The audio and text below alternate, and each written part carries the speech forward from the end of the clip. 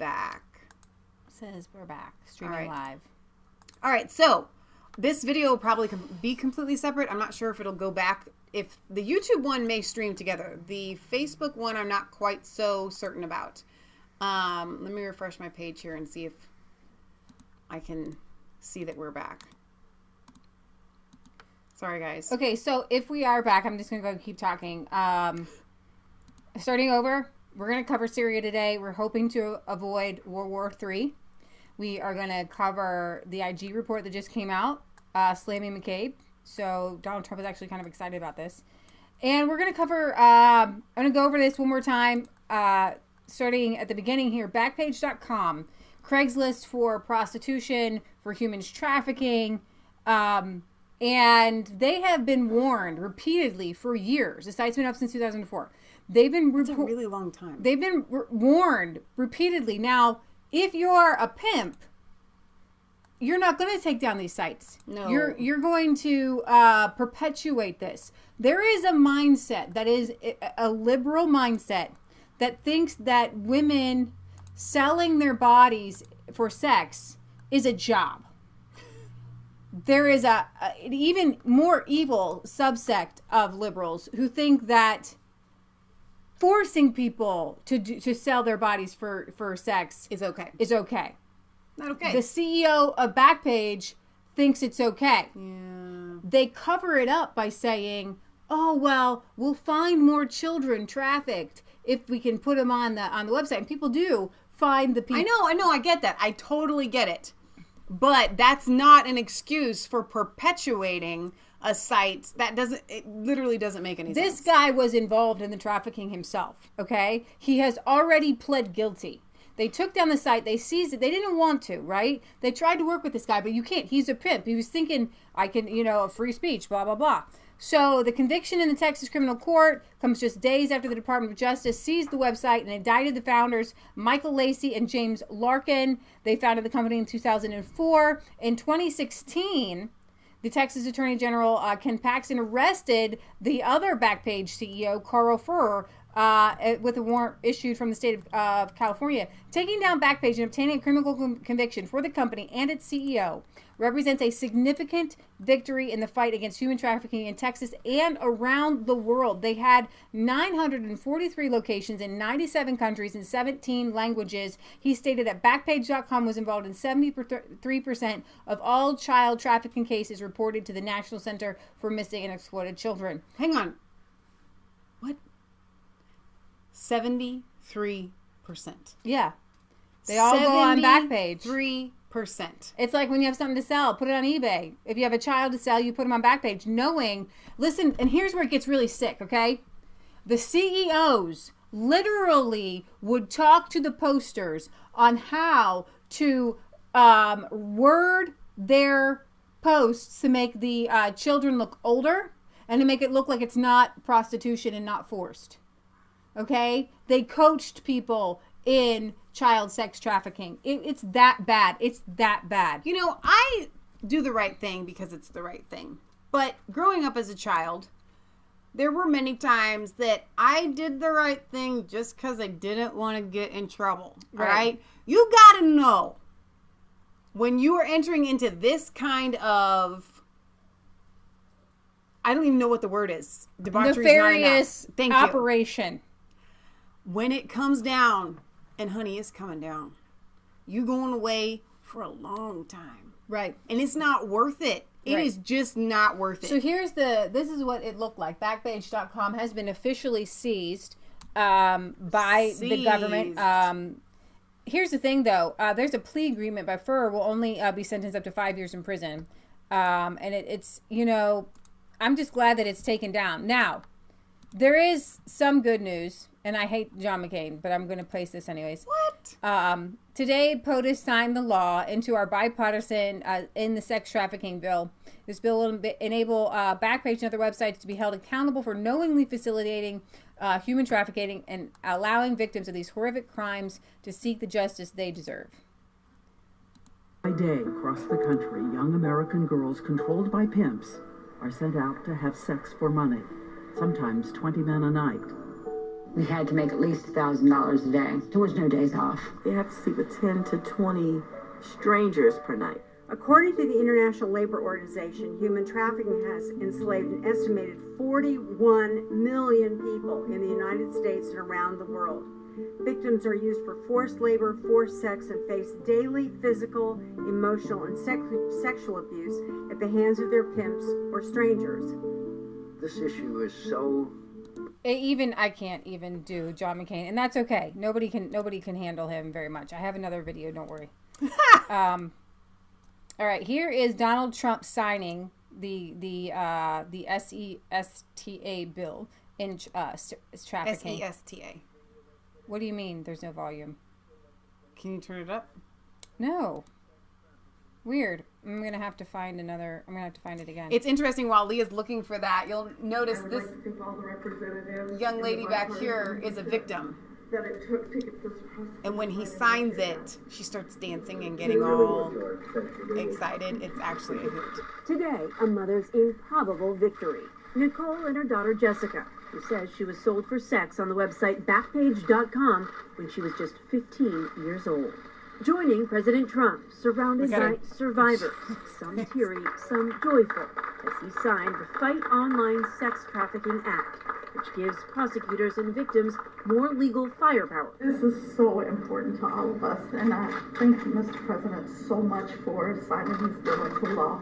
Yvonne Ambrose's daughter Desiree was killed after being sold on Backpage 2 years ago. She was just 16. It means so much to our family to lose your child. Here's the thing. These are the evil men finding these young girls and telling them you can make some money, you know, and then they get stuck into a system they can't get out of. Who has been trafficked, which is modern day slavery. Outside the White House, the group that has now become like family. I always feel that Desiree is with me. She gave me the word. She wanted me to speak out for her in her honor. Backpage.com, shut down in a federal raid last Friday, operated as a classified ad website whose racy sections like escorts and body rubs, law enforcement called thinly veiled code for prostitution, much of it underage. In the past, many have filed lawsuits claiming Backpage facilitates prostitution, but a law called the Communications Decency Act has protected the site. Under the new law, companies will be held liable for knowingly facilitating online prostitution. It's a great day for those women and girls and boys who have been trafficked because they now have the opportunity. Their pain was not in vain today. Over, down. We first met Nicole and Jessica 2 years ago. At the time, she asked us to call her Natalie. But now she says she's ready to reclaim her true identity. I am not Natalie. I am not JS. I am not a title on a lawsuit or an alias used on Backpage. I'm not any of those things. I am Jessica. I'm a proud survivor, a mother, a daughter, a sister. I am all of these things, and I want to be known for who I am and not just That's beautiful. Look at her mom. what's happened to me. She's so happy. As a high school freshman, she says she was sold for sex on Backpage.com after running away from home. How many encounters do you think you had during that time? Over 150. Over 150? Yeah. Would that have been possible without Backpage? No way. She says her pimp actually preferred the site. What did he say to you about Backpage? Said it's safer. Said Safer. it's easier not to get caught. Put me in all Safer these for clothes. him, maybe. Easier for him not to get Took caught. some pretty provocative pictures of me, and then go to Backpage, and I think we you covered click this, on didn't we? to post an ad. Yeah. How often did you work? Every single day. It's too simple. Asked you if you're 18 or older. I mean, a simple yes click was about as far as that went. You know, but it tore our family apart. Her father Tom spent nights looking for her. What ran through my mind was what I was going to do and how I was going to handle it when I found her. After many months, Jessica was freed after a raid by police, finally going home. But it wasn't easy for anyone. I didn't know how to treat her. You know, I didn't know if she wanted me to hug her. Or... It was awkward. I was, for the first time since the day she was born.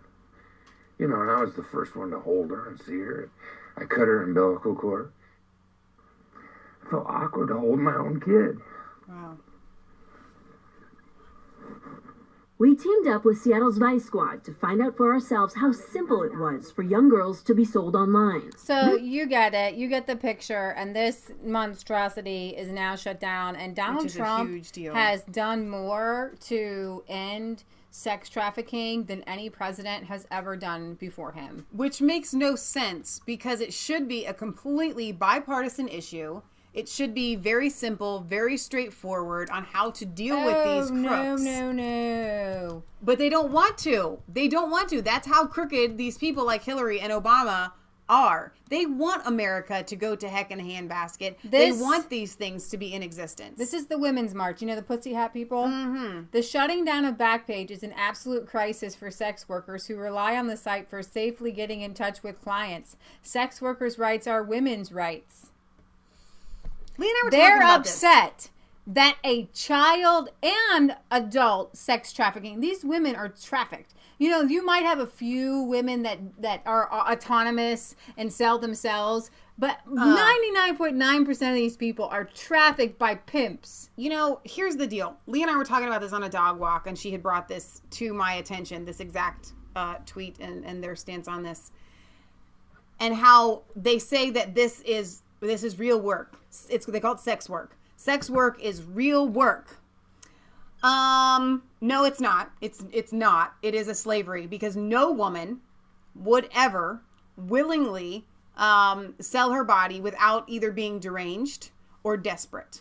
You have to be insane. Psychotic. You have to be psychotic. You have to be psychotic or completely desperate. So what the Women's March should be doing is going to these women who have obvious mental issues. Let me help you. And saying, you don't want to do this. You don't want to do it. Let me help you. Let me get you into therapy. Let me get you psychotic drugs to help you.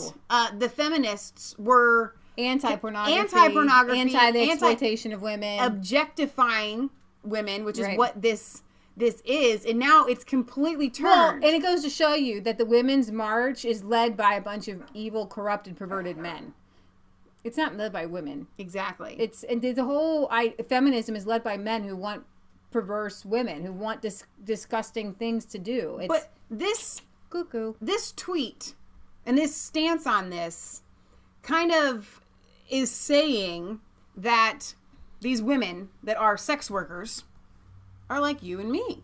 Right? Right. We drive regular cars. We live in a home that we own ourselves. No. We're just completely sound-minded. We live everyday lives like the rest of America. Happy, and that's healthy, just not filled with STDs. That's just what we do. That's just our job. It's not true. There aren't any like that. Maybe they're deceiving themselves. Maybe they work on the upper echelon of the New York escort thing. Okay, but these women on Backpage, that's the difference. If there is a woman on Backpage, ain't no way.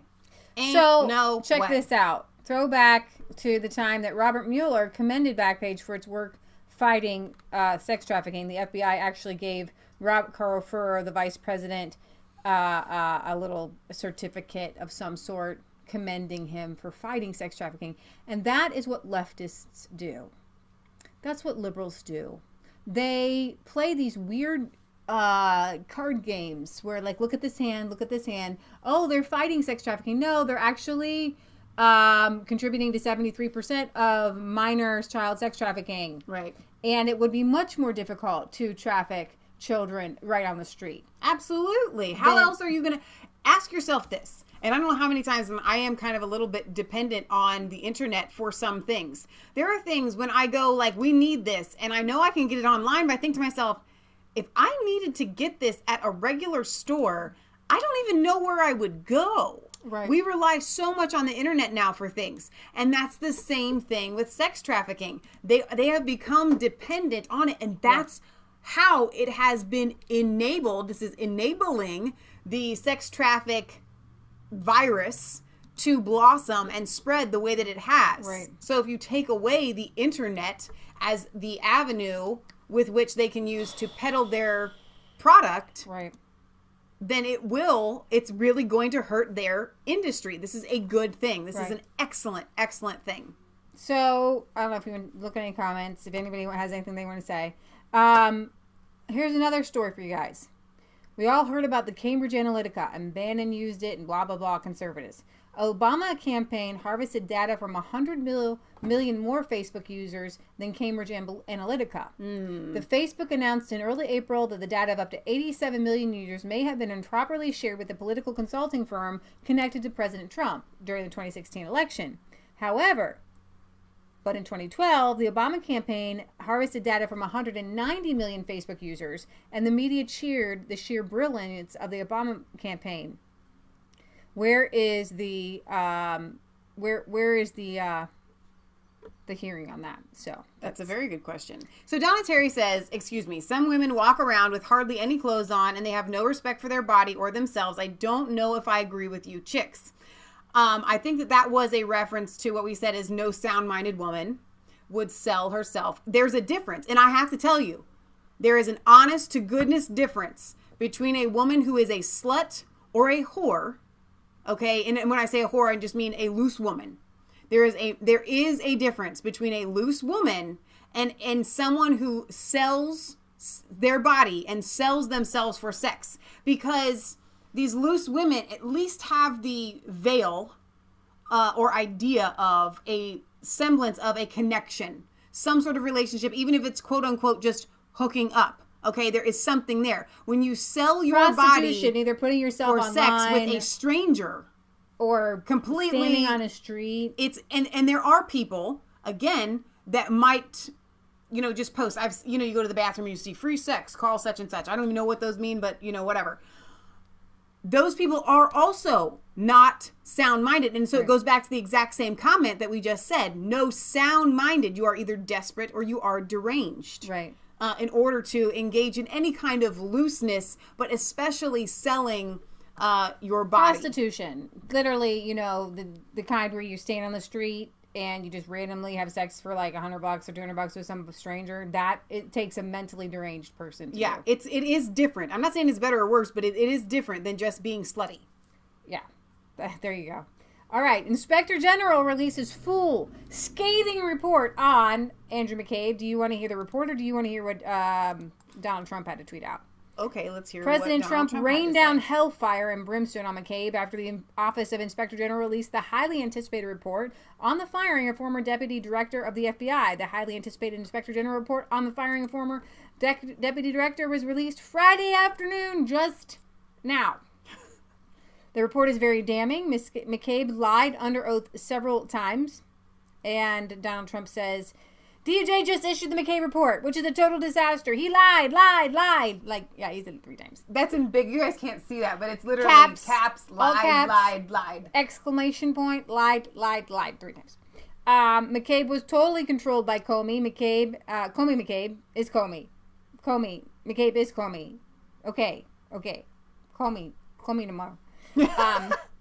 No collusion, all made up by this den of thieves and low lifes. Did he say low lifes? Okay, Trump, hang on, hold on, because we know you smart, man. Low lives. I don't know. I don't think know low lives is a word, because if you're going to pluralize it, I it's don't gotta know. be lives. All right, so you could say low life. Low lives. But it's definitely low lives. But maybe there wasn't enough room in his Twitter for lives. No, because it would be the same V or F. It was lives. So the IG report criticizes McCabe for lack of candor regarding his disclosure to the Wall Street Journal reporters before the 2016 election. McCabe lied at least 3 times under oath, and he lied to the Inspector General, and he lied to James Comey. Not only did McCabe deserve to be fired, he should have been prosecuted and put in prison. Some of the details about the scathing report about McCabe's lack of candor are, we found that in a conversation with then Director Comey shortly after the Wall Street Journal article was published, McCabe lacked candor when he told Comey or made statements that led Comey to believe that McCabe had not authorized the disclosure and did not know who did. Now, later on, he actually put the blame on somebody else for his lying and leaking. Well, that's the easiest thing he did on purse. There is actually this conduct violated the FBI Offense Code 2.5, which is lack of candor. We also found that on May 9th, 2017, when questioned under oath by the FBI agents from the INSD, McCabe lacked candor when he told the agents that he had not authorized the disclosure to the Wall Street Journal and didn't know who did. He authorized it. He's the guy. He leaked it himself. Yeah. He was the leak. He was the leak. But he's somehow pretending that by telling somebody that he trusted to leak it, that he wasn't the leaker. But if you leaked it and you weren't allowed to leak it to anybody, again, you're the leaker, man. It's called lack of candor. It's just called lying to the FBI. We further found that on July 28, 2017, when questioned under oath by the IOG in a recorded interview, McCabe lacked candor, lied. Can we just say lied? Can they just not say it? Lied.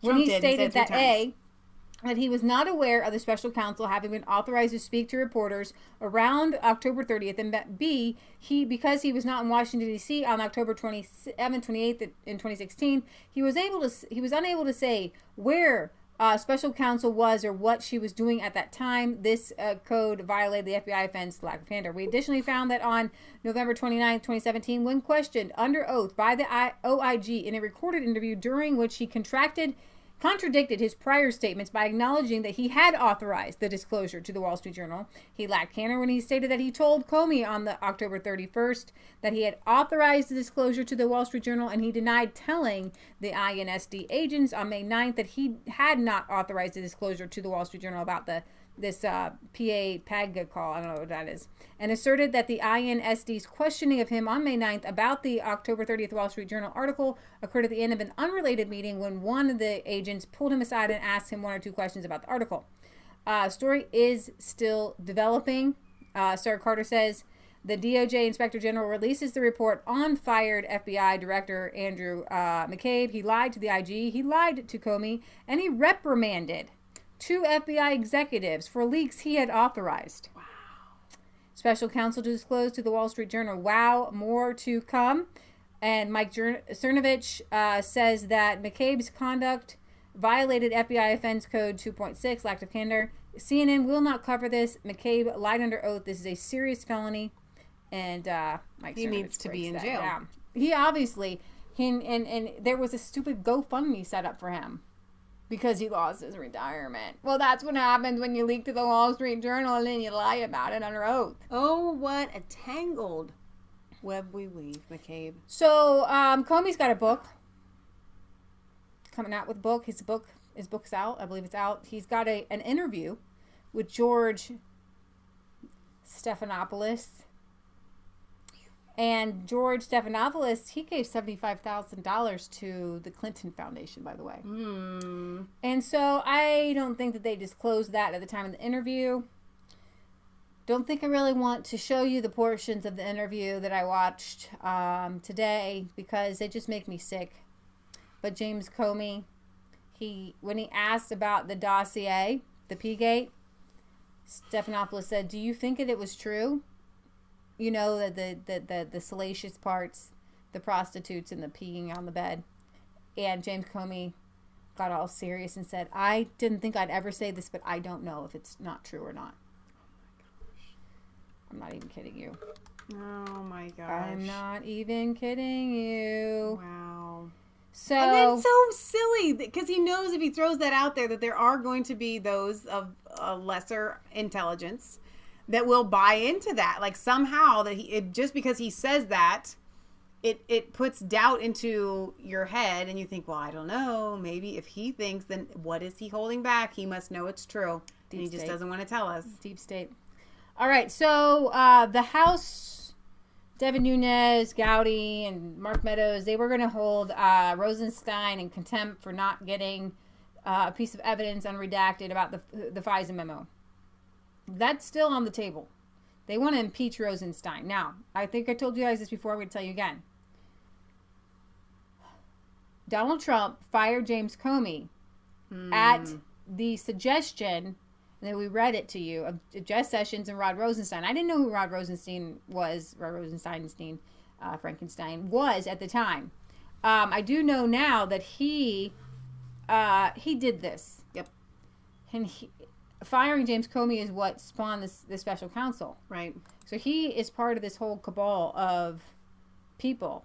And they're trying to keep him in because he and Ray are like the two people that they've got in there still. So on Friday, the House Judiciary Committee Chairman Bob Goodlate and then Trey Gowdy And Nunes demanded the Deputy Attorney General Rod Rosenstein turn over copies of the fired FBI Director James Comey's memos about his conversations with President Trump by Monday. So they tweeted this out.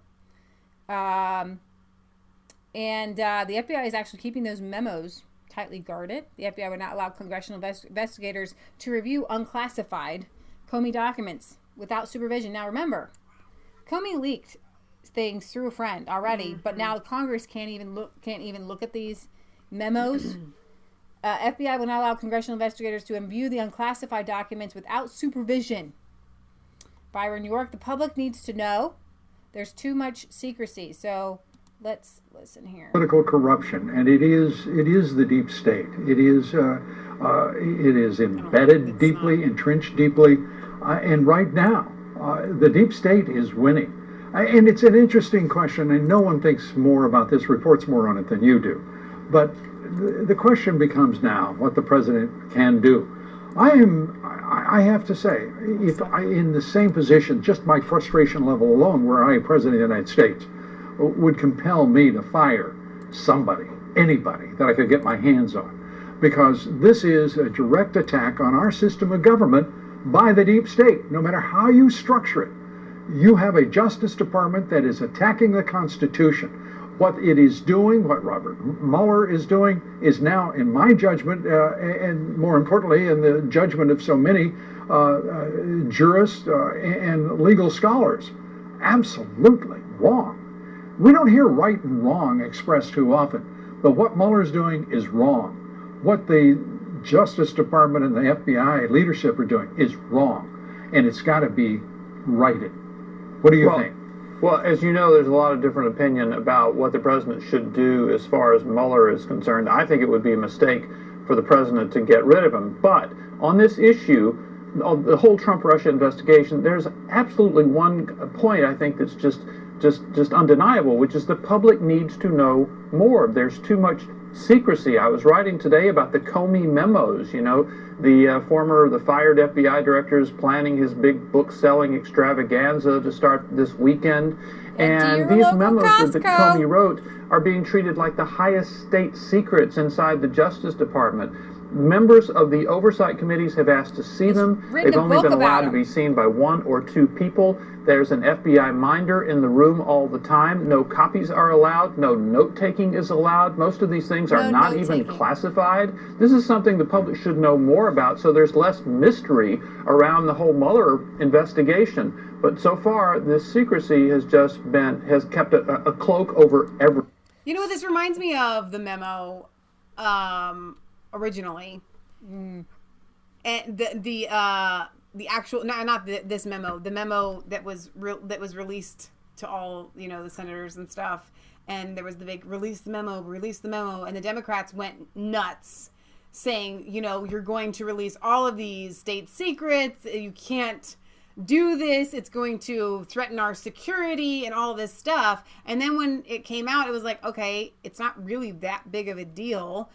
I feel like the more the FBI tries to hang on to these and cover them up, even though we already know what's in them, it just goes to prove their guilt in so many other areas. It's like, if you just let this go and be like, here you go, whatever, the guy isn't even working for us anymore.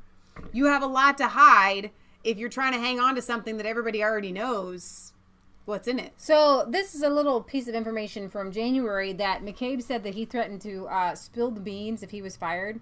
I don't know what's going to happen with that. We'll see. But I we'll see if he wants to take some other people down with him. And that's the real question. Does he really want to take some people down with him? All right, so I have this lined up for us. Tucker. Right now, nothing else really matters than World War III. Right. I could cover everything, and we should, and there's lots of things we should cover, but the only thing that's on my mind right now is averting World War III in Syria. Hang on, though. Before you get to that, what's on my mind is, what the heck? So what? He says, they took away my driver's license just because of nothing. You're going to have to expound upon that. We need to know why they took your driver's license. Tell me it doesn't have to do with I did not even media. have an accident. Unfair. It says one of the cops unloaded it on YouTube, but I don't want anybody to know it was me. What? I need more details. I definitely need more details. I don't understand what has happened to you. For those of you that don't know, So What is we will call him our German correspondent. If you're not subscribed to his channel, please do so. Just know that his language is more colorful, and I don't mean because it's German. A bit of speeding, and I was not sober. So you were driving drunk and speeding, and they took your driver's license away. Mm-hmm. Likely story. Okay, at least you're honest about it. My mom is on the porch laughing, actually, about that. All right, so let's get to what Tucker has to say. All right, so war drums are beating. Boom, boom, boom. But Donald Trump did tweet out that I didn't say I was going to bomb Syria. I may not do it. I may do it.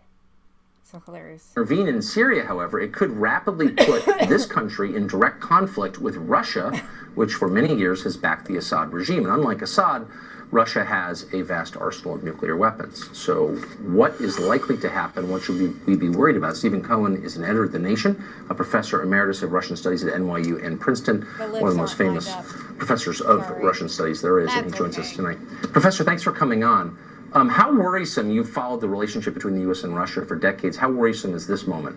More worried than I've ever been for nearly 50 years of studying and participating in U.S.-Russian relations. I think the situation, your generation was born after the Cuban Missile Crisis. But you were taught in school, as were my children, that the Cuban Missile Crisis of 1962 was the moment when we came closest ever to nuclear war with Russia. And the learned lesson was supposed to be, we should never get there again, and we are very close, and here's why. If Trump or somebody sends these missiles against Syria, there are Russian soldiers embedded in almost all Syrian army units, even in dormitories. If, and this I know because Moscow has said so, if Russians die, if Damascus is attacked, the capital of Syria, Russia will retaliate with its excellent weapons, every bit as good as ours. Some people say in some regards, in missile technology, better. Russia will strike. Americans in Syria will die. And we will be where we have never, ever, ever been with Russia, killing each other, bearing in mind that both nations are laden with nuclear weapons. So I am more worried than I have ever been in my life, at least since the Cuban Missile Crisis. So U.S. forces have killed over 200 Russian citizens in Syria in recent weeks. Right. You heard American officials boasting about that just the other day. Yeah. Is there some reason to think that helps the United States? Do we benefit in some way by killing Russians in Syria? Not that I can think of, any more than Russians would benefit from killing Americans anywhere. That's always been a no-no, Tucker. I mean, that's been a no-no throughout the first 40-year Cold War. Why would anybody even think of it? But you've asked a really good question. After that happened, we don't know how many Russians died. The Russians let it pass. But they said, if it ever happens again, we will retaliate, because those Russians were killed with American-operated missiles. And they have said, and by they I mean all the way up to the Kremlin, we will retaliate. And since Americans are still there manning those Syrian units, that is why what happened the first time when the Russians let it pass, the killing of Russians, won't happen again. Let me add something that may not be known to you or your viewers. It is a deeply held belief, whether they're right or wrong, it's a belief, in the Kremlin, in the Russian political class, that the United States, our country, has waged political, diplomatic, economic war against Russia for at least 10 years. And the attitude in Moscow, expressed daily, is we've had enough. You can interpret that for what you want. Yeah, I still am totally confused as to how this helps us in any way at all, but I appreciate the warning, and I think warning... So, Moscow, they've had enough, and I, too, I understand that they have had enough. I've had enough. We don't have that many dealings with Russia to start with. Okay, it's not like they're one of our big, trade nations. All right. So there's not a lot that we can sanction. So yeah, they've had enough. I get that, because they're talking about sanctions, economics, things like that. Russia's doing fine. They're not that big. They're not that strong right now, but they're doing okay. And Putin is strengthening his people by making sure that they have lots of children, making sure that they have land, making sure that they start farming, making sure that Monsanto and GMOs and bad vaccines stay away from his people. He wants a strong nation, a strong people. So Putin is strengthening his country from within to be independent of the rest of the world. Russia doesn't need our cars. They don't need, Chinese cars, whatever. They don't really. They can manage on their own. And so... Oh my gosh. They took down Mike Flynn's Twitter. Oh no. General Flynn? General Flynn's son's Twitter. Oh. He tweeted out a clip I wanted to show you from Morning Joe. I couldn't stomach to watch it, but I did because the guy that they had on was talking sense on Syria. All right, so here's the deal about Mike Flynn's son, or excuse me, General Flynn's son, Mike. If you guys are not aware, he has gone hard at what they did to his dad. He's gone hard against the deep state. So the fact that they have taken down his Twitter right now, when they could have done it at any time between now and the last year, I don't know if I find it really interesting. But anyway, to finish my thought, we're probably not going to go to war with Russia. We're probably not going to go to war with Syria. That's a good thing. But I'm going to tell you why. Because like Leah mentioned at the start of the broadcast, and I'm not sure what got cut off because of our stream or not, is that Trump is listening to the people. This happened a year ago.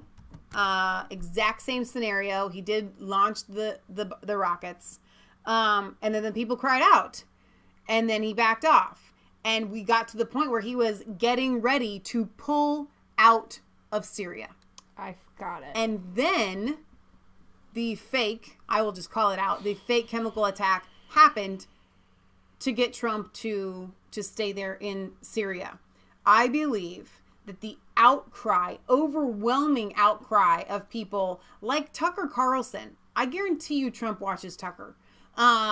And us, and now he doesn't watch us, but all of the little people, I don't know, maybe he does.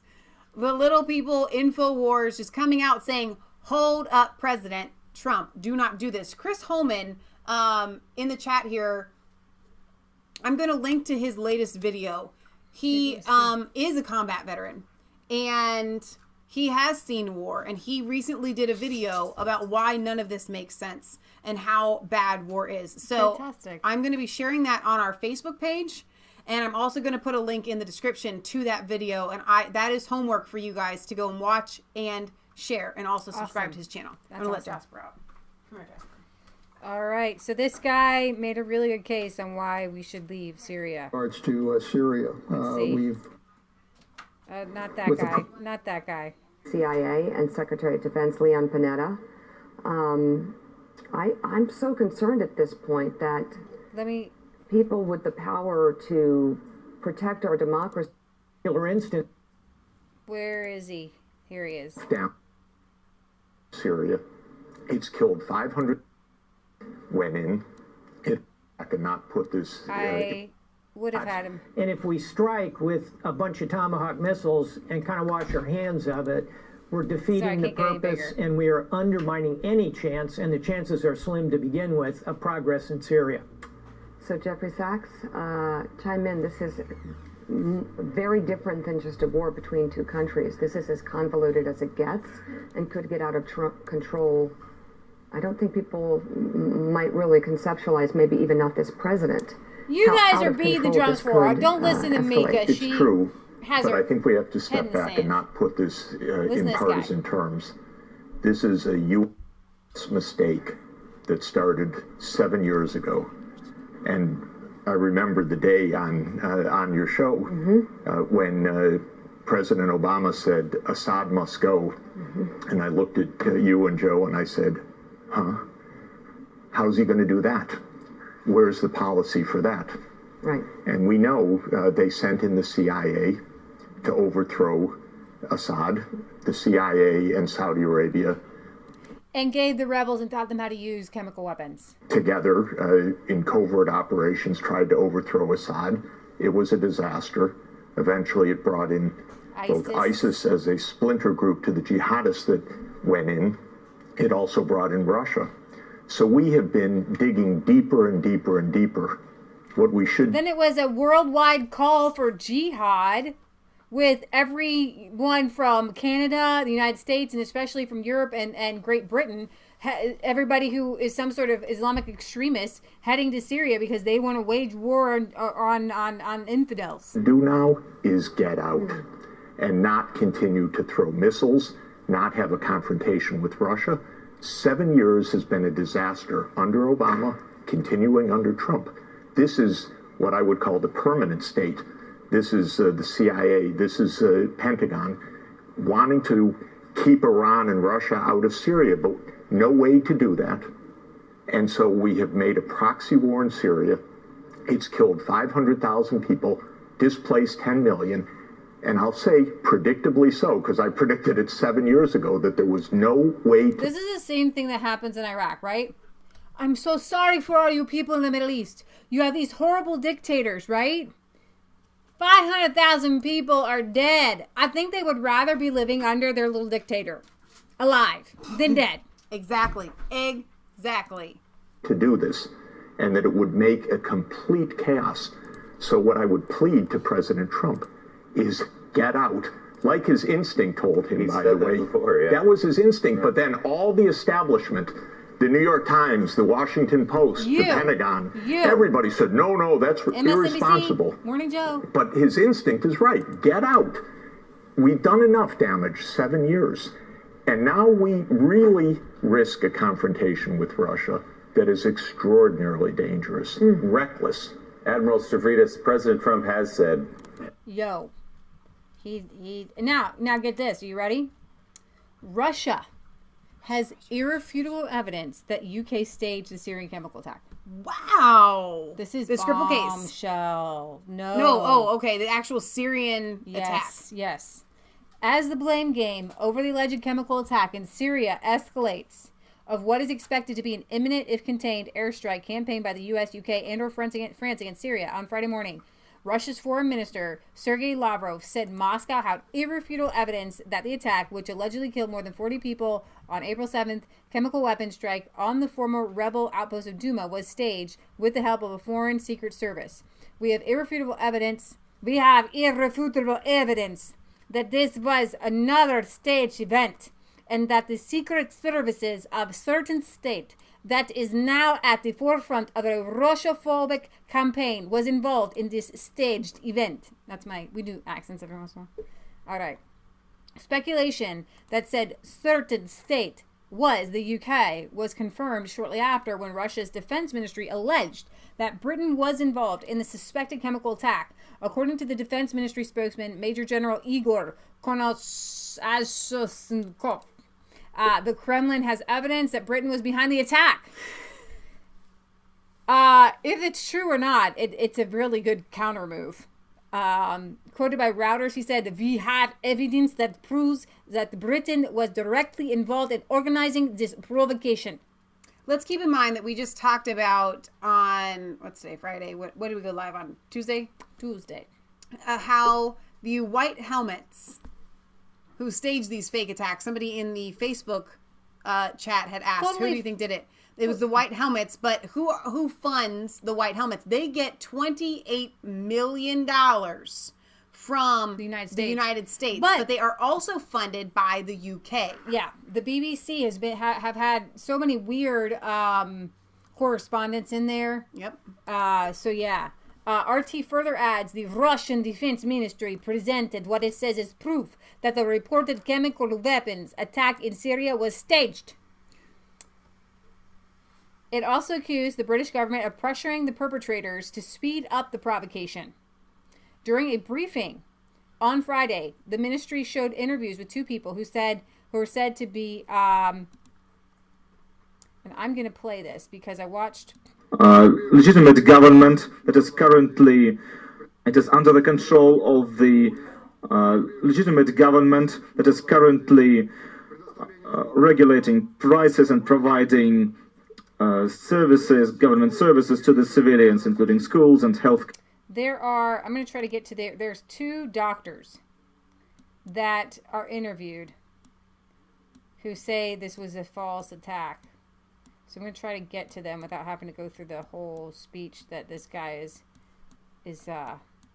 Britt Baza says UK cabinet has just given backing for war in Syria today. So it sounds like Iraq 2 all over again. It does. And Worth a Look had sent me a video today that was incredibly, again, colorful in language. I cannot share it. But the sentiment of just a regular UK guy was very angry about being dragged, however you want to say it, into another Iraq. He's like, what reason do we have to go?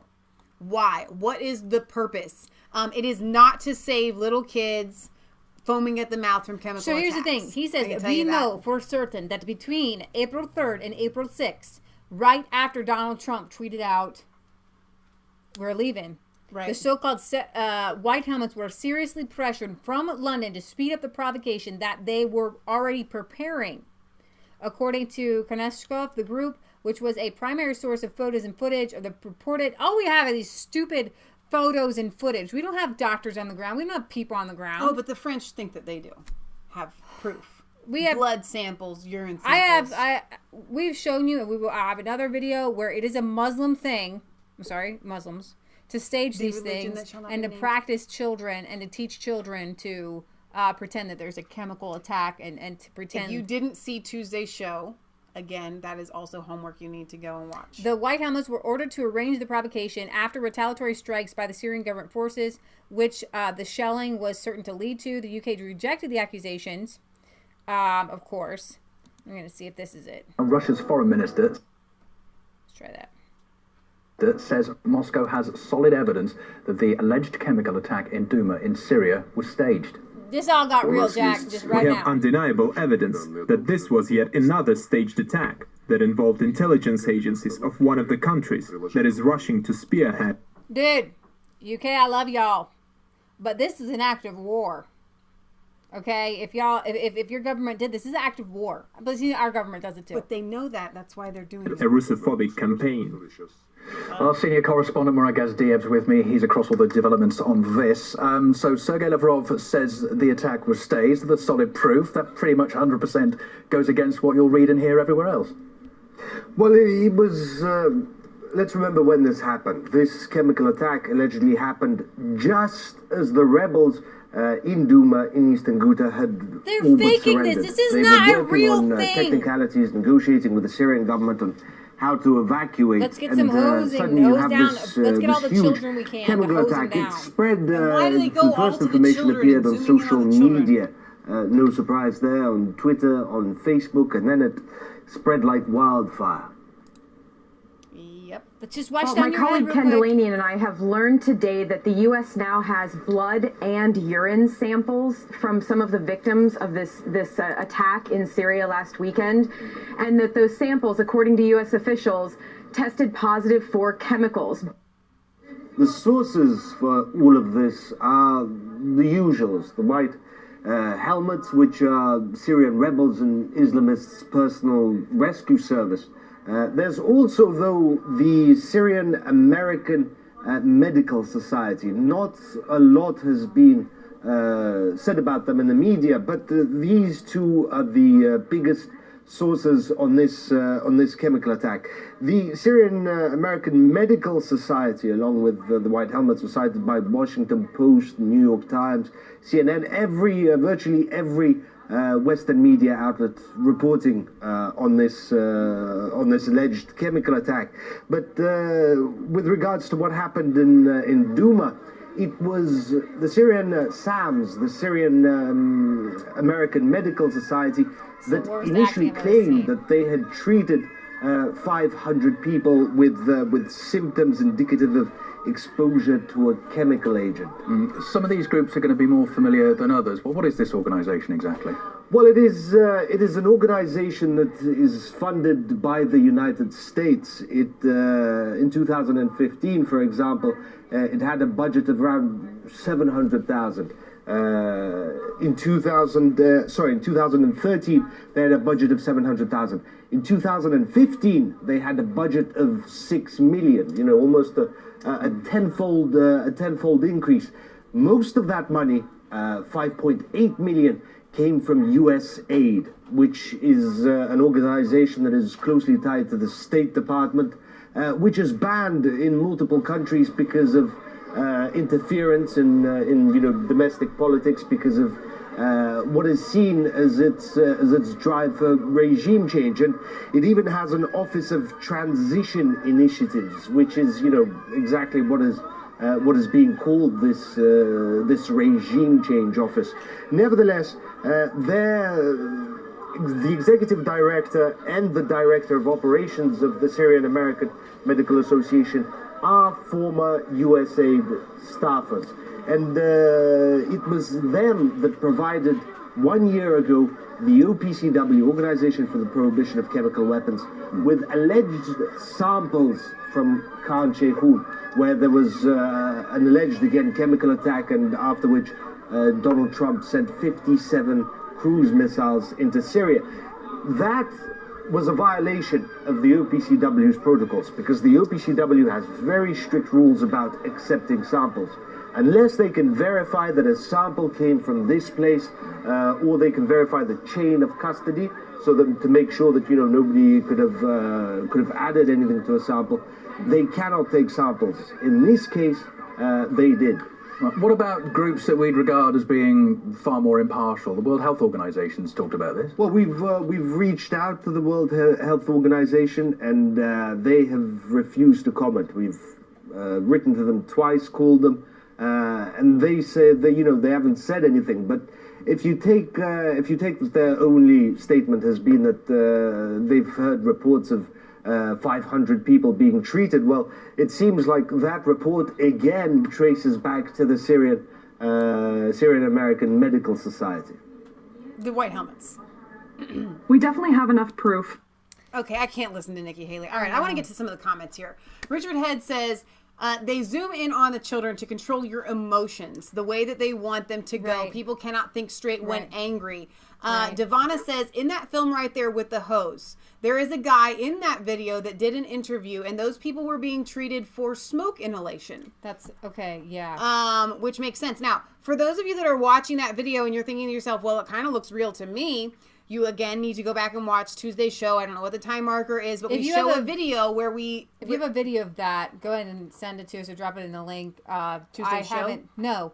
If it's Donna. Oh, okay. Devonna, if you have I have heard that. I have not seen the video of a guy being interviewed about that. So if you have that, please send that to me. Anyway, when you see that in school, instead of doing a play and parents applauding because you've just performed, My Fair Lady or something, the kids literally get on the floor, they roll around, the people spray fake foam in their mouths, they put the respirators over their mouths, they treat them, the fake doctors come in and they roll around, and these kids look, this is what they do in school.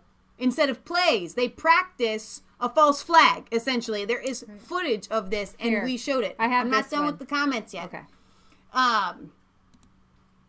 Let me see. Now, there was a couple later on. Wait a minute. This is Turkish children dressed as soldiers play martyrs in German mosque. Ron Brevik on Facebook says any samples could be easily tainted. Absolutely. He says it does look staged now that you mention it. With everybody just standing around randomly with one guy with a thing on his face, we just seen people even stage if these things. There were samples that were found, and let's say the whole thing was real. It really happened. It was an actual chemical attack. These people are really suffering. These kids are really suffering. All right. If we go that far, even if that is true, we still have zero proof that it was Assad, because the rebels have the exact same chemical weapons. Right. Are you following me? So either way, the deck is stacked against the fact that it was Assad. And as Chris Holman mentions in his video, it makes zero sense whatsoever. Assad was winning. He would not do this. This is why it doesn't make sense. 63,000 residents from this area that were displaced because of these evil rebels who were in there. Remember, the people who were in there, Josh Islam, something, Jai Islam. They wanted to set up an Islamic State. Their idea was to kill all the Sunni and Shia Muslims. I get them all mixed up. I'm sorry if I can't get it right every time. But they're not good dudes, right? They held people in cages. And those people were on their way out and they left. Now, 63,000 people just returned. They want to get back to normal. They want to return to living a peaceful life. And Russia's already given food, medicine, blah, blah, blah. We'll see what happens there. The reported chemical weapons attack escalated tensions over Syria just as Damascus was about to seize full control over eastern Ghouta, and U.S. and allies such as the UK and France threatened military action in response to what they claim is an atrocity committed by the Syrian government.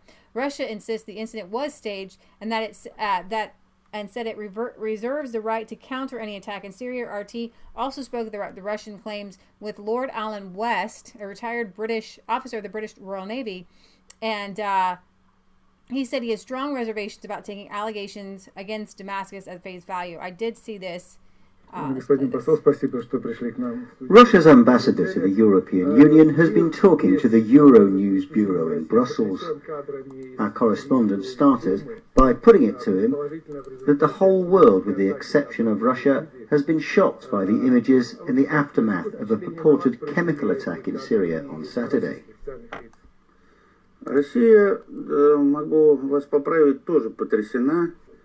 Russia, let me correct you, is also shocked by yet another provocation with this so-called chemical attack in Duma, eastern Ghouta, near Damascus.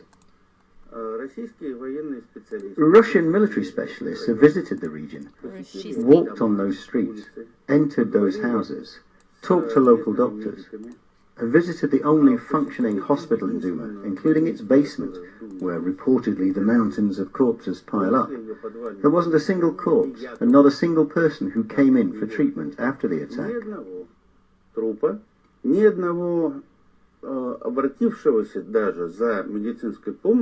This is interesting how the chemicals always go to women and children. But we've seen them on the video. There was no chemical attack in Duma, pure and simple. Hang on, pause that really quick, because that reminds me of this comment I wanted to read to you guys from Noah Stark. Says, if it were chemical, it would affect adults and animals too. We're not hearing any of that. All the men seem fine. Yeah.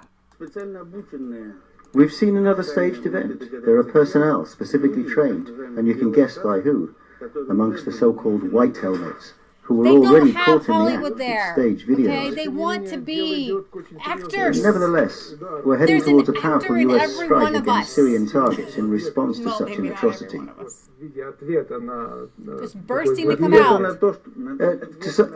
And this is the only way it can come out for these people, unfortunately.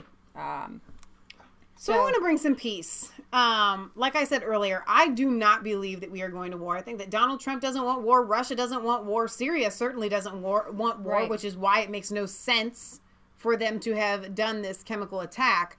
And so we have managed, since the inception of these nuclear bombs, to use them very sparingly and to avoid wars when possible. Right. However, they are funded by bankers.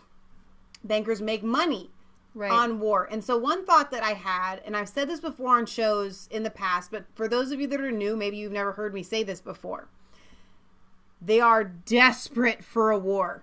The United States dollar, which is supposed to be the be-all and end-all mainstay across the world, many countries are pulling out. They don't want the dollar to be the go-to anymore. The dollar is collapsing. It is a hair's breadth away from collapsing. If they do not get this war that they want, things are going to get bad. Not just for them, for everyone. And so we have to be prepared for that. We have to be okay with that. But you also need to understand why. It's not just about the gas line. For Russia, maybe it is about the gas line. But for us, it's not even about regime change. That's like that's a level below. You know, okay, we've dug a little bit deeper. We can see that they want the regime change, the 7 countries in 5 years. But why? More war. It's about money. It's about power. It's about these bankers. Little boys with toys and they want to use them. Right. You know, it's like having Nerf guns on steroids. Okay. Now here, this is very interesting. General Shaw was on the BBC, I believe, and he was abruptly cut off. Do you think anything what we've heard from either Sergei Lavrov or indeed the Russian ambassador has made it more difficult for the UK to launch any kind of attack without putting it to Parliament? Yeah, I think quite apart from all that, the debate that seems to be missing from this is, and this was actually mentioned by the ambassador, was what possible motive might have triggered Syria to launch a chemical attack at this time in this place. You know, the Syrians are winning. Don't take my word for it. Take the American military's word for it. General Virgil, the head of CENTCOM, he said to Congress the other day, Assad has won this war, and we need to face that. So, and then you got last week the statement by Trump, or the tweet by Trump, that America had finished with ISIL and we were going to pull out soon, very soon. And then suddenly you get... Okay, I'm very sorry. You've been very patient waiting for us, but we do need to leave it there. I'm very sorry. Thank you very much indeed. More to come on Sky News. Do stay tuned. Dude got like 60 seconds. Did anybody else see that? There is a narrative in the UK, and if you don't see it, you never say, I have to cut you off, goodbye. You always say, okay, thank you for being on our show. That was literally, I have to cut you off. You're done. She didn't say, oh my gosh, we're running out of time. I'm sorry. I was so enthralled with what you were saying. I didn't know we have to go. She was like, nope, sorry. We have to cut you off there. That's all you get. You're speaking the wrong tune. All right. So go. Why don't you bring up the Nigel? All right. I need to make sure that I have the right one here. Okay. I think they want to abolish the nation state. I know you guys are just hearing him in the background. Let me switch over first. It was a 10-minute. Let me see if this is... Do you want to watch the 10 minutes or the 6 minutes? The 6 minutes is just 10. Okay. It says 10, but it's really only 6. All right. So let's switch over to Nigel Farage. All right. So InfoWars had a 35, 36 hour, something like that, broadcast. Don't go to war kind of deal. And they got your favorite Britain, mine, on their show, Nigel Farage, and it was really interesting. I joined right when they were showing him. My favorite thing that he talked about was that why are the globalists hooking up with Islam? It's because they all hate Christianity. Very true. Wise man, Nigel Farage. Here we go. They want to get rid of it. They want to replace it. Here we go. They want to abolish the nation state. They want to get rid of it. They want to replace it with the globalist project, and the European Union is the prototype for the new world order.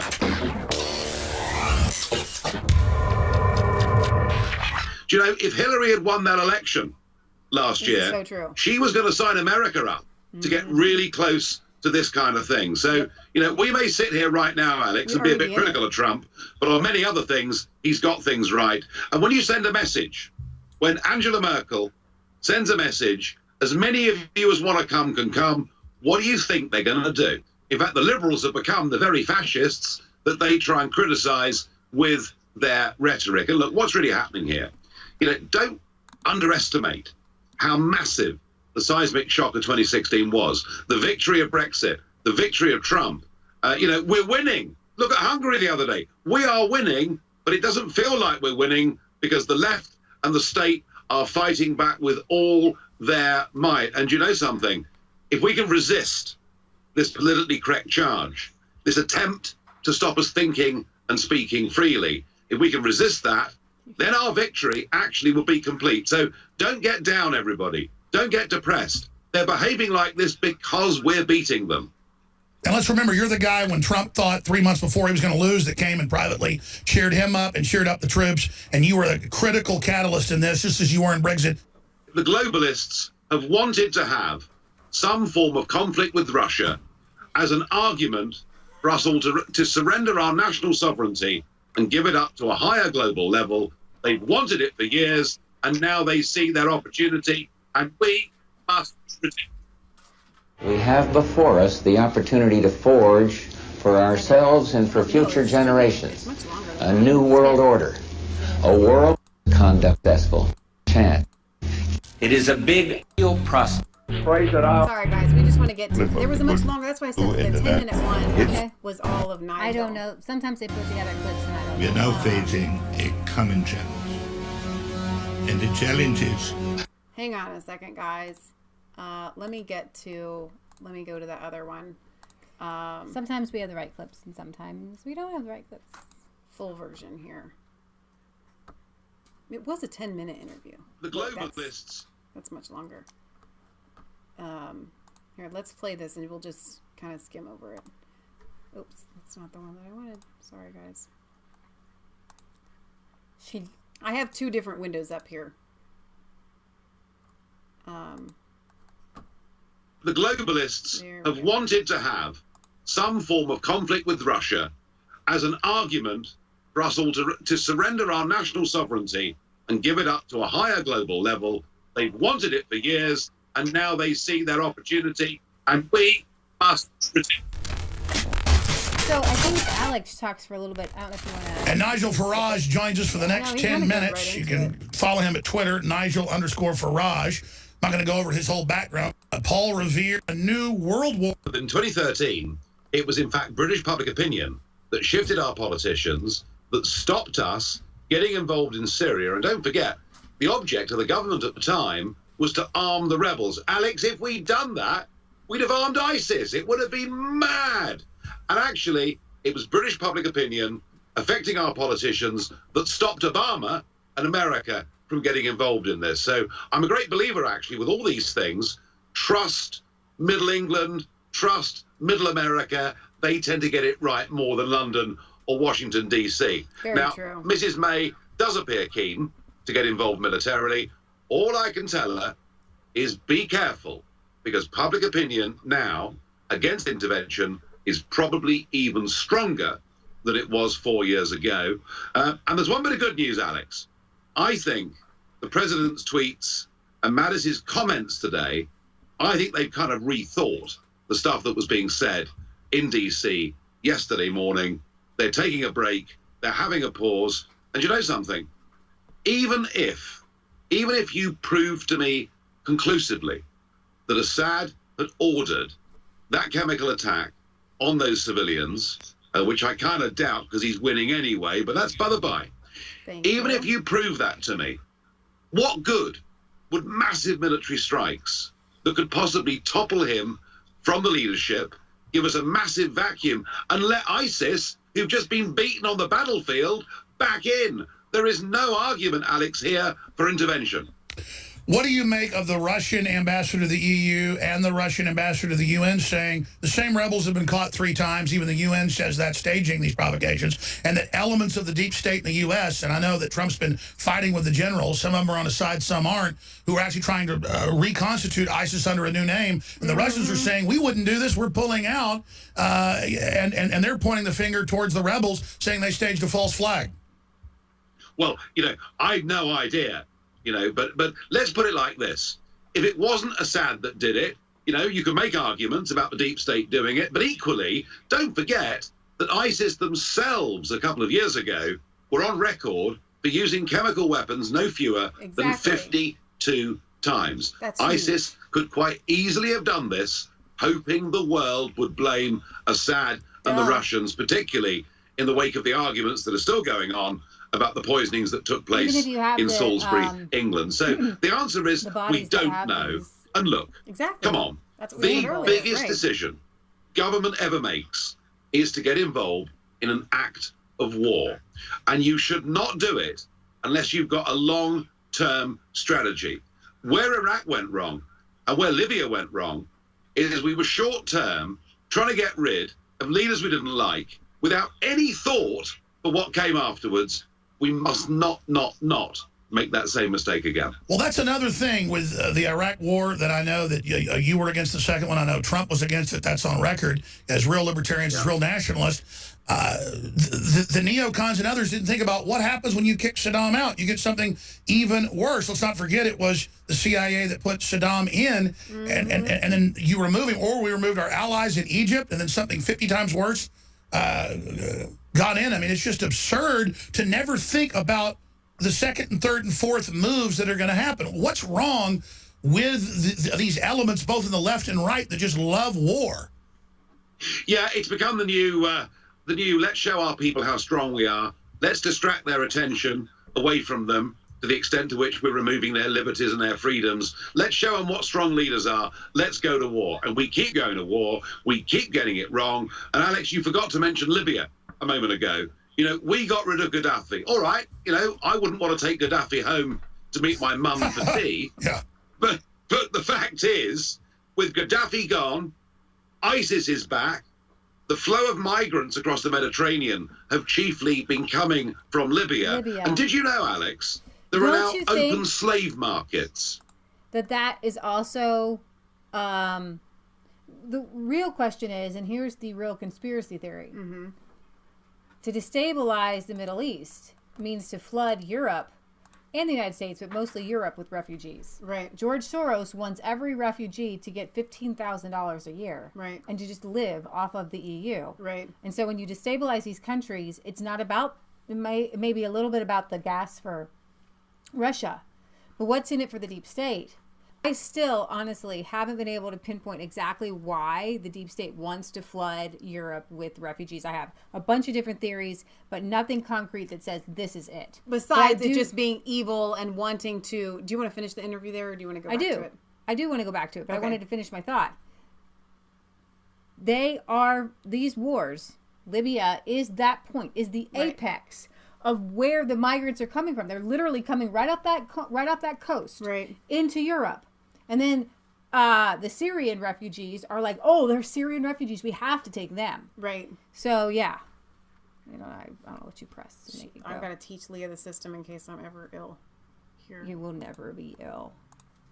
Ever. Back in Libya, haven't we done well? So given this dreadful record of failure, let's just think, please.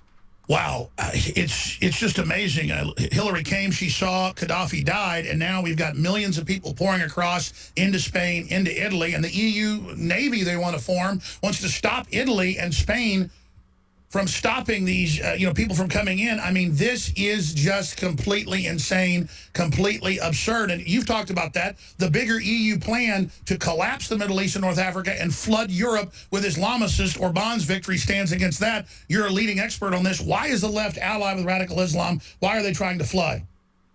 Because they hate Christianity. They can't, I mean, they deny absolutely our Judeo-Christian culture, which, if you think about it, actually are the roots completely of our nations and our civilization. They deny that. They also, don't forget, Alex, they want to abolish the nation state. They want to get rid of it. They want to replace it with the globalist project, and the European Union is the prototype for the new world order. Do you know, if Hillary had won that election last year, she was going to sign America up to get really close to this kind of thing. So already be done. We may sit here right now, Alex, and be a bit critical of Trump, but on many other things, he's got things right. And when you send a message, when Angela Merkel sends a message, as many of you as want to come can come, what do you think they're going to do? Well, you're absolutely right. Nigel Farage is our guest here for just a few more minutes, and that's where I was going next. So you heard from Nigel Farage. Now, what I want to do to end this program, we're not coming to the end, but we have Rand Paul too. Is Rand Paul? He is questioning Mike Pompeo, who is the director of the CIA, or I think he is right now. I know he is. Hang on, they just put him in as Secretary of State. Well, he was just sworn in. Okay, well, the hearing was yesterday. Well, whatever, something like that. Okay, so they wanted to swear him in as the Secretary of State. And the questioning line of Rand Paul wasn't really questioning Mike Pompeo. It was to make a statement about where our world is today and where it was in the past. Right. And I'm going to let Brent Paul take it away because this is really important. Brent Paul, take it away. Let Michelle get her stuff queued up here.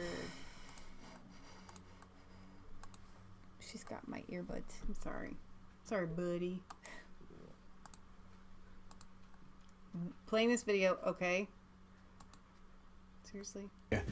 Thanks for your testimony, and thanks for going through this grueling enterprise and your willingness to serve the country. You discussed with Senator Kaine a little bit about whether or not the president has the authority to bomb Assad's forces or installations in Syria, and you mentioned historically, well, we've done it in the past. I don't think that's a complete enough answer. I mean, my question would be, do you think it's constitutional? Does the president have the constitutional authority to bomb Assad's forces?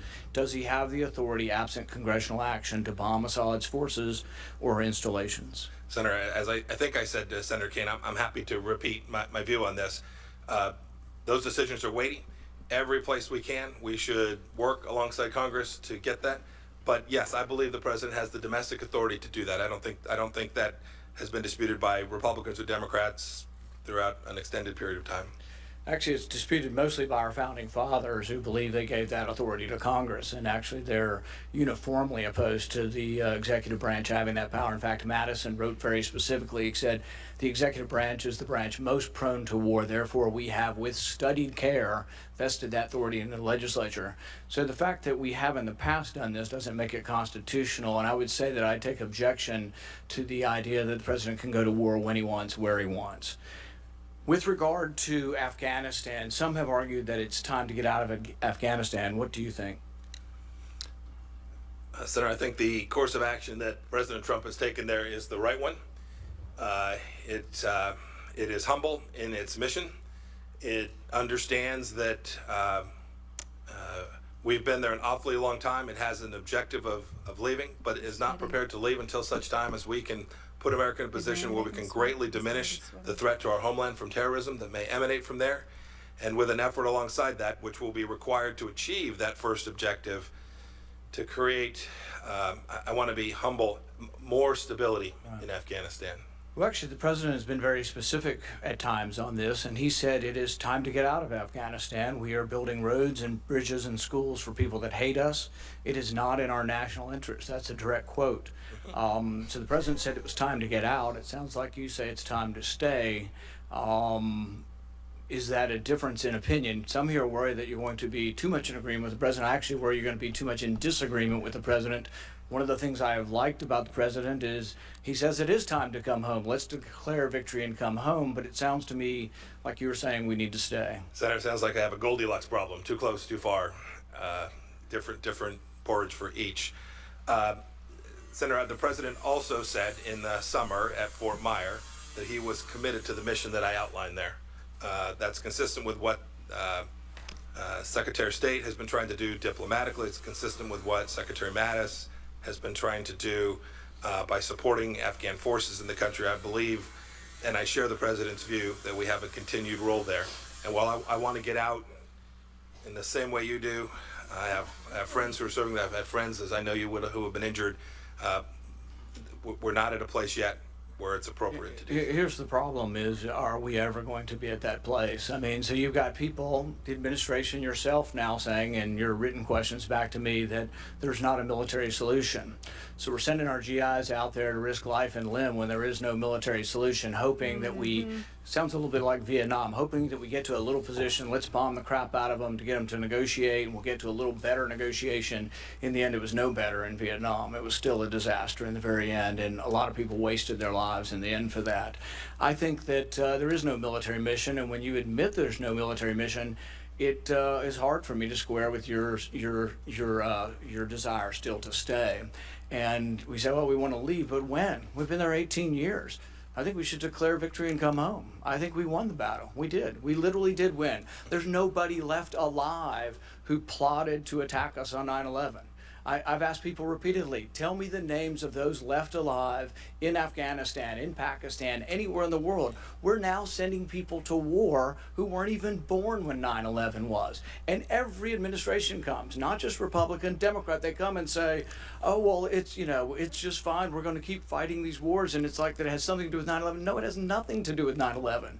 Everybody around the world that is a radical Islamist we now are at war with because we said, oh, we got the permission to go at 9/11. But when you were in Congress, you had a little bit different position. Your position with Libya was that we should get authorization. Your position in 2013 was also, you wrote an op-ed with Tom Cotton saying, well, we should give the president the authority he needs to go into Syria. Not because you were like me that we shouldn't get involved in another war, because you were eager to get involved and you wanted to give the president permission and say, please, President Trump, let's go to war in Syria. But I think we need to think these things through, and we need to not be so carte blanche that the Constitution does give just carte blanche, permission for the president to do whatever he wants. Do you think the Iraq War was a mistake?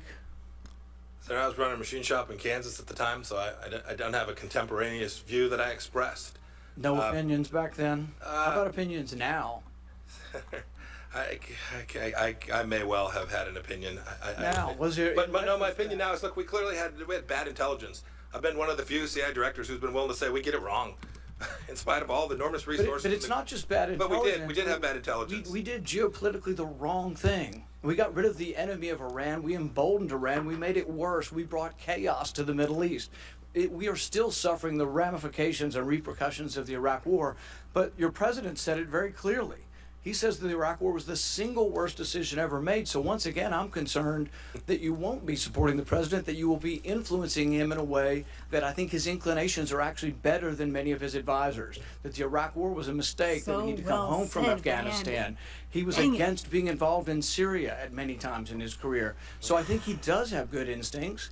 And my main concern is that will you be one who will listen to what the president actually wants instead of being someone who advocates for us staying forever in Afghanistan, another Iraq war, bombing Syria without permission? So these are the advice you will give. And I guess that's my biggest concern with your nomination, is that I don't think it reflects the millions of people who voted for President Trump who actually voted for him because they thought it'd be different, that it wouldn't be the traditional bipartisan consensus to bomb everywhere and be everywhere around the world. So that's my main concern, and I just want to make sure that that's loud and clear to everyone. That is my concern. Wow. And I posted this on my Facebook page. I didn't get a lot of feedback on it. I just had hoped that everyone would see it. Please tell me that you guys love Rand Paul just as much as we do. That was possibly one of the most important Senate monologues. I don't know what you call it. I mean, it was for a confirmation for Secretary of State, but he used it as a platform to make this huge point.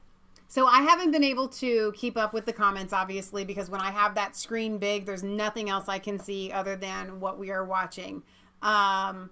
However, I have a sneaking suspicion that most of you guys were in agreement. So if you left anything that was really pertinent, go ahead and put it back in here so I can read it now. Rand Paul's equivalent in the House is his best buddy, in my opinion. Thomas Massey, our adopted congressman. I want you to know that he tweeted out Tucker Carlson and said, he retweeted, it says, most important monologue ever. Okay? And he says most of the public doubts Assad used the chemical weapons. He says he believes the majority of the public doubts the official U.S. government. You know, we could probably get him on our show at some point. We really should. We could do that. Used chemical gas against the final rebel-held town near Damascus. Anybody who tried to explain to me why Assad would do this sounds like a conspiracy theorist. It requires a really contorted thinking to think Assad did this. You have to come up with very complicated reasons. And I can't think of a reason he would. He says he believes Trump has not launched an attack yet because the U.S. government doesn't have the evidence to attribute the deaths to Assad and fears an alternative explanation. He says it's telling that members of Congress have not been offered a classified briefing. So they should be offered a classified briefing saying, this is the evidence that we have. We can't share this with the public, but this is the evidence that we have. And he has not been offered that. Defense Secretary Jim Mattis on Thursday morning said the U.S. still does not have evidence that Assad actually launched his attack. That's Secretary Mattis. In February, Mattis admitted the U.S. has no evidence that Assad used sarin gas in northern Idlib province in April 2017, an alleged chemical attack that prompted Trump to launch the 59 Tomahawk missiles, to where Brian Williams says, the most beautiful sight I've ever seen. The general public seems to have more critical thinking than most members in Congress, and they are still asking the question, why would Assad attack his people with gas the same week of the announcement from our president that he's going to pull out of Syria, knowing if a gas attack happened, the president would likely have to retract his statement. He also said there are various possible explanations to suspicious deaths in Douma, including an accident. Although there's precedent for Trump bombing Syria, there's also precedent for backing down. In 2013, President Barack Obama said he would bomb Assad's government before asking for a congressional vote when the UK Parliament voted against joining the campaign. A release of chemical gas near Damascus had killed hundreds of people, and the attack was blamed on Assad. A subsequent United Nations investigation was unable to determine if Assad or rebels were responsible. Obama backed down when Russia said it would remove Syria's chemical weapons. A small but growing number of lawmakers are openly critical of military strikes against Assad. You've got Justin Amash. He said on Twitter, an attack would be unconstitutional and illegal. And you had the top Democrat on the Senate Foreign Relations Committee's Senator Bob Menendez said Thursday Trump should get congressional authorization before an attack. Skeptics of a military strike include Representative John Duncan from Tennessee, who gave a blistering statement Thursday on the House floor questioning the cost and wisdom of an intervention. He said, "We've had too many leaders who never went to war themselves, such as the new National Security Advisor John Bolton, who seem far too eager for others to go to war, so these chicken hawks can feel more important or think of themselves as a modern-day Winston Churchill." Massey said allegations of Assad's culpability should be seen in broader historical context of government misattributions or lies. We were lied about WMDs in Iraq. We had former Director of National Intelligence James Clapper admit he lied to Congress. And a lot of the FBI folks have been reassigned or moved around. So, lies all around. Wow. Oh my gosh. Is that the end of your show? And the last thing I kept wanting to bring up was this. Turkish children dressed as soldiers play martyrs in German mosque. Germany is shocked by newly revealed footage from a mosque in Hereford. Pictures and videos show young children parading in battle suits and dying as martyrs under the Turkish flag in the mosque of the Turkish Islamic Union Dibid Association. 4 to 7-year-old children marched with toy weapons and in military clothing. The loudly shouted commands and saluted. And so let's see here. Get bigger. Does it get any bigger?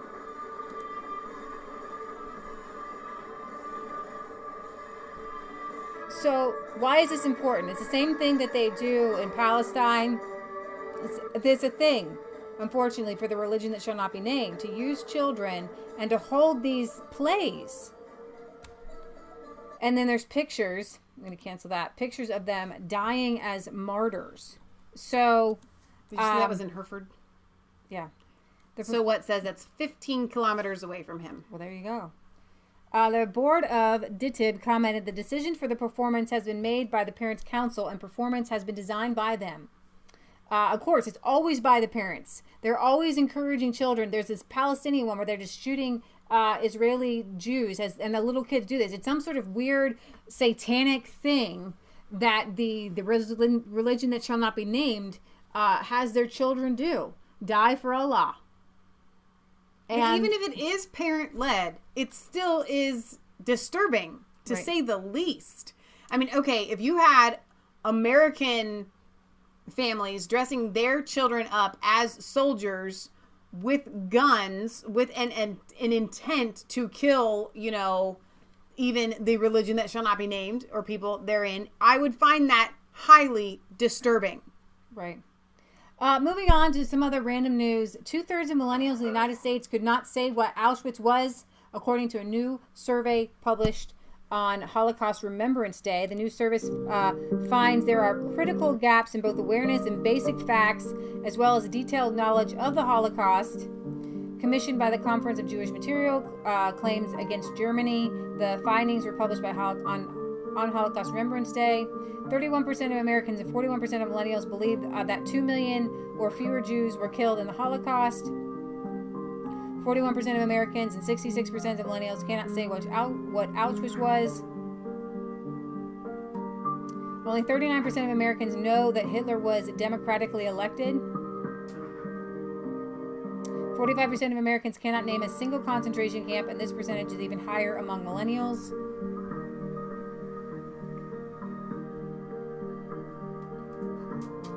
"70% of Americans say fewer people seem to care about the Holocaust than they used to." And it goes on. And, you know, there are a lot of atrocities, and I think that we should always keep certain ones in our minds. But what is concerning to me is I just want to get to the point where somebody tweeted out, millennials can tell you for certain that there's a gender pay gap. They can tell you that there's white privilege, but they can't tell you what Auschwitz is. And that's just priorities. And it's not only priorities, but those two specific things that you talked about really go hand in hand with what happened to the Jews in Nazi Germany. Okay? They think that they are this bastion defending against injustice, the gender pay gap. Okay? But seriously, when it's real injustice, they don't know how to even fight. I'm really confused because when I was going to school, and I think when you were going to school, I was homeschooled during high school, so this didn't actually happen to me, but I knew people who had to watch Schindler's List in high school. Is that not a thing? Like, what are kids being taught Gender about payback, okay, but I mean like about the Holocaust. Yeah, I think they're skipping it. Just not important. And you know why? Because the anti-Semitism that is rampant on both sides of the aisle, to me, is absolutely disgusting. One more thing I forgot to bring you guys is that Julian Assange is still cut off from his internet and from visitors. He does maintain his contact via trusted lawyers, but the Ecuadorian embassy said that his days are numbered there. I don't know if I thought I had it up. So they're saying they're going to release him to the authorities? I don't know what they're going to do, but I'm hoping that, I know it was here. Because I thought they were protecting him. Former Ecuadorian President Rafael Correa, Assange's days in Ecuadorian embassy are numbered. It has been over 2 weeks since the Ecuadorian government silenced the award-winning WikiLeaks publisher Julian Assange.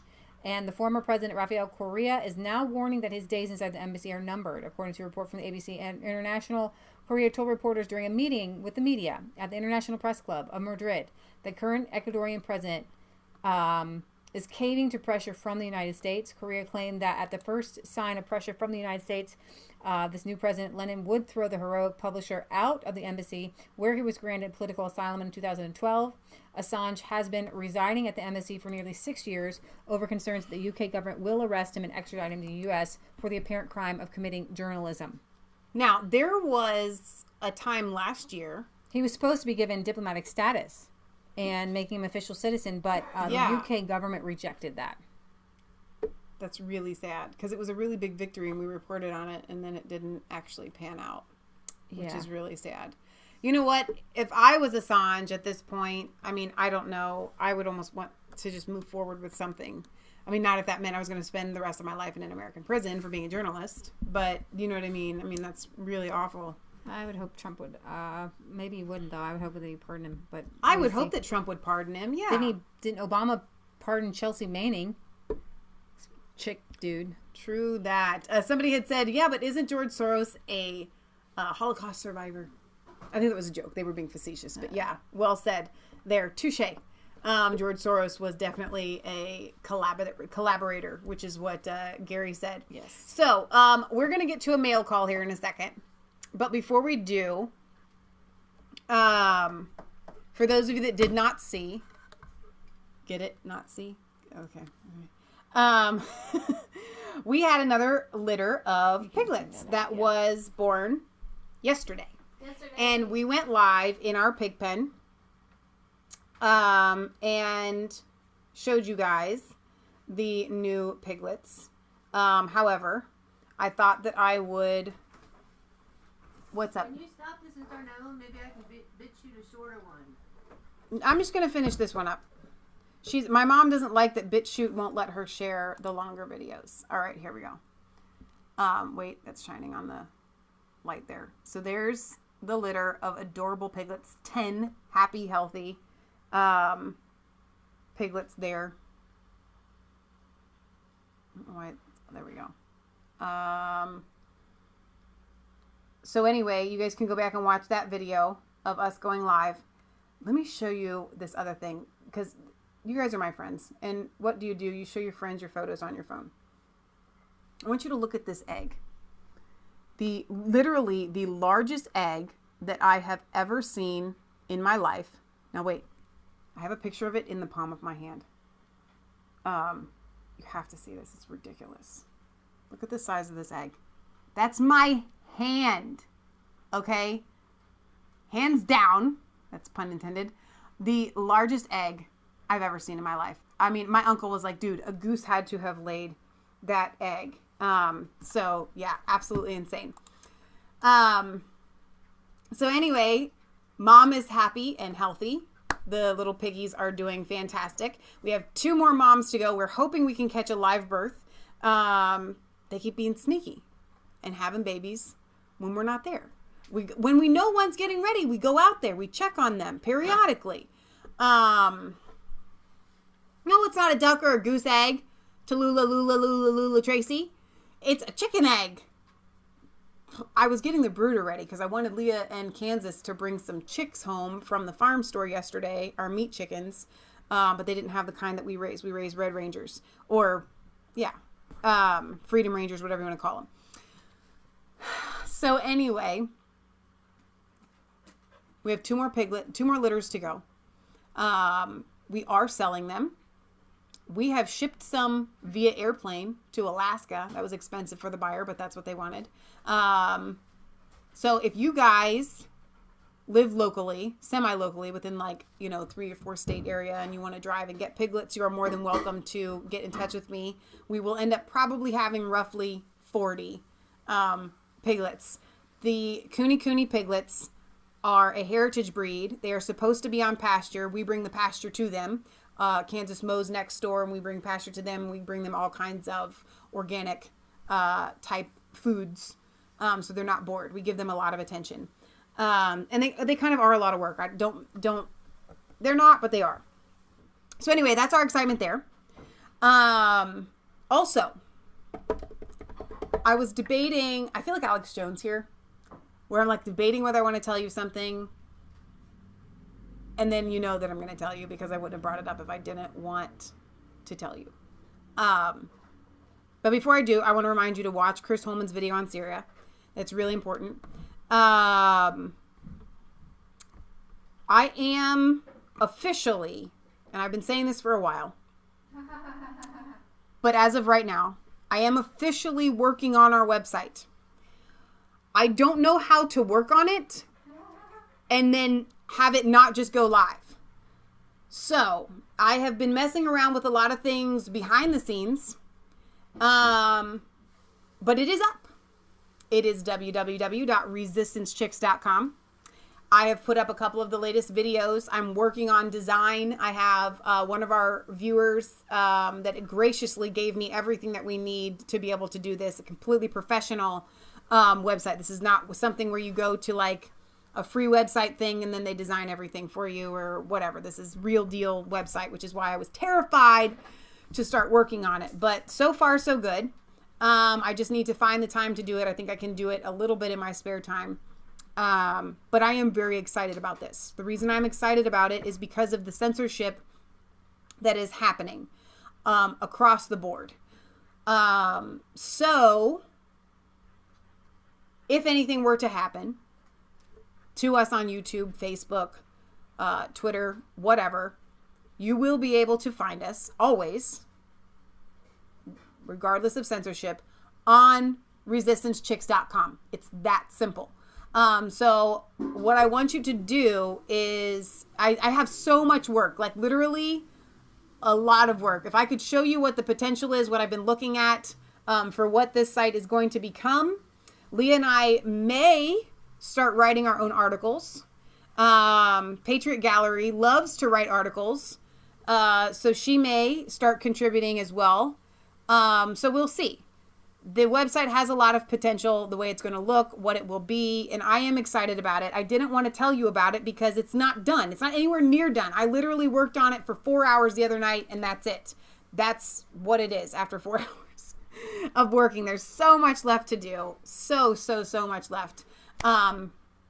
So Britt Baza says, Michelle, link into TommyRobinson.com on Google. Yeah, I probably will do that. Speaking of Tommy, we'll talk about him on Sunday. He's got a big bus that he's going to start doing. It was really interesting. Somebody gave him he has this vision of having a double-decker red, like you would envision, kind of British bus. And it's going to have a screen on the side. And I was behind, my uncle and I were on the way home from a gym today, and there was this big truck that was advertising these signs with a sign. The entire truck was a digital screen. You know, the tiny little, I don't know how they do it, with the tiny little lights. Interesting, Dr. Jones. And it's really thin. And so I had an actual visual of Tommy's vision, which is really, really exciting. So we'll talk about that maybe a little bit more on Sunday. Chris Holman says, I could write. I'm a decent writer. And that's another thing. We may be able to have contributors contribute to Resistance Chicks with articles and things like that. So I'm really excited about our website. Our friend Jay, who is helping me with all of this, he's a coder, brilliant, genius man, said to me, we were Skyping, not really Skyping, but talking on the phone about this, and he's helping me, and he says, now, the first thing we need to do is make sure you get a donate button up in that right-hand corner. And I said, Jay, that's just not going to happen. And he's really upset and feisty with me on that. And I said, this is not negotiable. You can help me design the website, and I thank you and I appreciate it. We're not taking donations. Well, that kind. Not that kind of donation. You know what I mean? I'm not putting out and asking for donations. I'm just totally not going to do it. All right. So apparently there is a package that Tracy, I didn't get a chance to go to the post office today. We were really busy. So we're going to do yours on Sunday. But Kelly, PB fam, her husband has been in the chat today. I wonder if you guys could leave comments in here right now so that everybody can go and subscribe to your channel. They sent us a package that we could not wait and open anyway, as soon as it got here. I mentioned a while ago that our tripod is not tall enough. It's literally just this much too short for where I need it to be. So it sits on a chair. And so Kelly and her family sent us a new tripod that is tall enough. So we cannot thank you guys enough for this. I actually like that the feet, this is much better than the tripod that we have. Much better. Seriously. So thank you. So Kelly is obviously a super duper homesteader. Kelly is a super duper homesteader. She's rocking everything. Kelly, I have to tell you something. You sent some soap. That is not soap. You sent some soap. No, you can't go get it. Do not go and get it. I had everything ready. We just ran out of soap. And we ran out of soap in the shower and in the bathroom. Next thing I know, your soap's in there. And I said, we haven't showed it on the show yet. I don't know if it was you or Mom that did that. Okay, hang on a minute. I haven't opened that up yet. So I can't show you the soap because we're literally bee pollen. It's really good for you, especially good for people with allergies. Kelly, this is huge. As a beekeeper who has never collected her own pollen before, wow, it's so much work. This is gold. You see these little bits? Tiny gold bits. This is gold. This is gold. It's way too much. And this, look at this mound of beeswax. Far too generous. I have to tell you. I wish that you guys could smell that. It's really bee pollen. For those of you that don't know, is very really healthy for you. It tastes like sweet. It tastes kind of like candy. I'm gonna guess because I keep bees. And Kelly, maybe you can correct me on this. This looks like the way that it looks when it comes in on their legs. Is it literally just no? Well, you collect it because you put on the entrance. Oh, a collector. And you put the collector on there. Here. And candy, sesame candy. Oh, that's really good. I would rather suck on it, but I don't know if I have time to do that while we're watching. Oh, that's so tasty. While you're watching. Oh, that's really good. Oh, that's nice. Oh, that's really good. I really hate that I don't get to share these things with people. Are we supposed to have a giveaway for the video? Yeah, we do. We need to have a giveaway. She also sent extra selfie sticks, the kind where you can press the button and it'll do what you need it to do to your camera. Mm-hmm. Like that. Now the cane is stuck in my teeth. But Kelly, this is, oh, there's one more thing. Far, far too generous of you. The salt. The salt. The salt. They buy it in bulk. So it's like $1 a pound. Himalayan pink salt. We get it too. But not I never had it with a, I have to tell you something. This is really We've got interesting. A salt lamp behind us. It's foil, but it's taped. You're gonna have to put it back in a bag or something. I'm not gonna reveal that. I'm not gonna take that all the way off because I think there's little. We love. But when I saw this sitting in the package, and the package was really heavy, and I knew she had told me she was sending the tripod. Right. I know how much tripods weigh. And the package was so heavy. The package was so heavy, and when I was looking at that salt, I thought, literally, this is what happened in my brain in about, it took me about 3 or 4 seconds. They mailed a brick? Like, seriously, to somehow, like, help with the, it was so confusing to me. I love that you have mailed us a block of pink Himalayan salt. We can't get enough of it. We have the salt lamps. We use it as our salt. It seems like it's going to be very straightforward to break it up, right? In order to be able to use it. Yeah, but so this is all so fun and just awesome, and you guys went above and beyond. One channel, and I don't know why, that I don't always tell you guys to go to, maybe just because it's not news, but we are a homestead channel, so I totally should, is Kelly's channel. Kelly PB Fam. Kelly has a lot of videos up on her and her family and their homesteading that are really great. So I want you guys to go and subscribe to Kelly's channel and check out what new things they have going on. She's got 562 subscribers, which is massive for a homesteading channel. But I think that we can get her subscribers up. Let's do it. A little bit more. I want you guys to go and subscribe and share her videos. Your dog died last year. Your dog died last year. Jeez. That's really sad. I'm really sorry. That's really bugging Go me to now. the videos there. She's got look at all of this. They watched the eclipse. Kelly has a lot of content here. So what tells me, he says, I was already subscribed. So she's going to tell us how to grow comfrey. This is fantastic. I love it. I absolutely love it. They put rocks at the bottom of this and then fill it with soil. Their favorite watering components in the pot. Fantastic. Fertilizer sticks. So I'm also going to link to Kelly's channel in the description. Because those of you that are in the chat right now can click on her name and go and subscribe. But for those of you that are watching this after the stream has finished. You made a potato pallet bin. We've made one of those. Kelly, you're putting out a ton of content. So I want you guys to go and support Kelly's channel and what they are doing over there on their homestead, creating absolutely amazing things. Kelly says, proud of my family as firefighters and living on our land. You guys are doing you're doing what you need to do. I love it.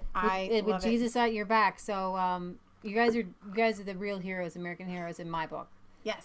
Homesteaders. Noah Sark says I was already subbed. So, I literally was out today. Matt, Kansas, had cut the grass for the pigs and saved a little bit left. They ate it for snacks. In the summer when it really gets going, they can just eat it all day. It's fantastic. So we cut some yesterday. I was going to go put it in. I was looking at how dirty I was and how it's a dirty thing. And I was looking at my little piggy compost pile, and I was thinking about Ivanka Trump. And I was thinking about how high class she always is, and how she's always dressed right, and how she'll probably like pay people to work and do organic things. Right. But she probably isn't willing to get her hands dirty. Right. And to me, the real heroes aren't the ones who make the millions of dollars or give people jobs. And the real heroes are those who are willing to do everything they can for themselves. Right. And then hire out to other people what you can't do or what you may not have time to do. But that's a really tricky thing, not to have time. If in any way you find you don't have the time because you because you think a job is beneath you, then you're actually hiring somebody to do something you think's beneath you. Right. So you kind of believe in slavery. Not you, not any of you. That's why I think that people who make their own things and send gifts like this is gold, more important than gold and silver. So on Facebook Live, we have a viewer, Jaylene Berger, says, I am doing a small channel for container gardening, which is also really fantastic. Container gardening for people who you don't have the tillers, you can't really dig the plots of land. Get yourself some bags of potting soil. Check out this woman's channel and do some container gardening, because you can actually grow things almost easier in containers a lot of times, especially if you keep them watered. Especially if you keep them watered. That's kind of key. I was out right before we came in. Michelle said 15 minutes, and I was finally planting potatoes because it's been so cold and icky. I would have gotten them in earlier, but now it's potato time. So Kelly's channel, I did just link to it in the chat. However, you can just click on her name. Takes you right to her channel. I put the link to her channel in the description, so you guys can find that there as well. We promise to never use the selfie sticks and some sort of stage. Yeah, wait, with the fish face. I don't even do it well. I cannot do it. So the other day, I didn't. My cheeks already go in, so I don't have to actually do that thing. The other day, I found a website. There are not a website. There was an article where it was talking about the wives and the husbands of Instagram stars who have to take some time, who they are the photographer. I saw the video of that. Right? Oh, who are the photographer for these. Wait. You just said Instagram stars. Instagram stars. What? Yeah, people have millions of viewers on Instagram. But isn't Instagram just pictures? Like, who cares to look at the same person over and over again? What is this Instagram star thing? I thought that was just making fun of regular women that like to have their pictures taken. No, this is Instagram. People make a living off of it. What do you mean you make a living off of it? Okay, they're called Instagram influencers. And they get free products. They get free trips. They get to go to famous places. Wait, I don't get it. From who? Who's paying them? They're walking advertisements, so they make things look really good. You go to bed and breakfast. You got 1 million people who like to look at pretty pictures. I'm an Instagram husband. So they're being paid by Behind every companies? cute girl on Instagram, they get perks from companies. There's a guy like me and a brick wall. My name's Trey. I'm an Instagram husband. I've had to delete all of the apps off my phone just to make more room for more photos. I'm really confused. Hi, I'm Nate. Because you don't go to Instagram. No, I don't. We don't. He's twitching. That's really funny. We don't Instagram. I love my life so much. My job in pictures is to make her look good. I want you to just take a picture like higher, no higher, higher, higher. Babe, higher. I'm basically a human selfie stick. Go. Last year for Christmas, I actually got her a selfie stick. And then she got mad at me because she thought I was just trying to get out of taking photos. Of course, I'm but trying to this get out of taking is a parody. Like, it's a parody, but these are real things that really happen. What are you doing in here? Hundreds and hundreds of pictures of like their food. Taking a picture of all your stuff? Yeah, this is a good moment. I support that. Oh, wait, just a second. I should probably comment on this. It helps me out if I'm the first one to comment. cute. Oh my gosh. Oh Become my a pretty big gosh. problem. We take so long to get anywhere. We were taking pictures of our feet. Oh, shoe pick. No, this one's better. No, stop. Move your foot. Okay, can we hold hands? One more. I like this leaf right here. Yeah, we used to eat our food. Now we just take pictures of it. No! This can't really be a You thing, can't do though. that. It is a thing. I haven't taken a shot of that yet. God, we have to show everybody how much we enjoy our lives together. Okay, I get this from an obsessive standpoint. People No, that just it's a do thing. this, but I don't If you understand or where the someone you money know is coming in. Okay, now you're gonna make me bring up the article. People been making money on this stuff. Now you're gonna make me come up with the article. No. What it takes to be a successful Instagram husband. They say that behind every great man is a great woman, but in 2015, it's probably more fitting behind every casual every casual Instagram shot is a frustrated husband or boyfriend, best friend working hard to capture the right angle. This is the life of so-called Instagram husband, the largely unrecognized faces behind popular Instagram accounts. And Kay Navato is one of Australia's most famous. He's married to 25-year-old Pia somebody who left her job as a lawyer for the social media life, amassing almost 2 million Instagram followers in the space of a couple years. The pair, what are they following? The pair travels the world, shooting on deserted beaches, staying in 5-star hotels, and everywhere in between, with Vado behind the lens.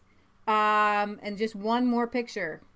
So, yeah, these people take the pictures of the pretty people in their pretty places, and they make money doing it.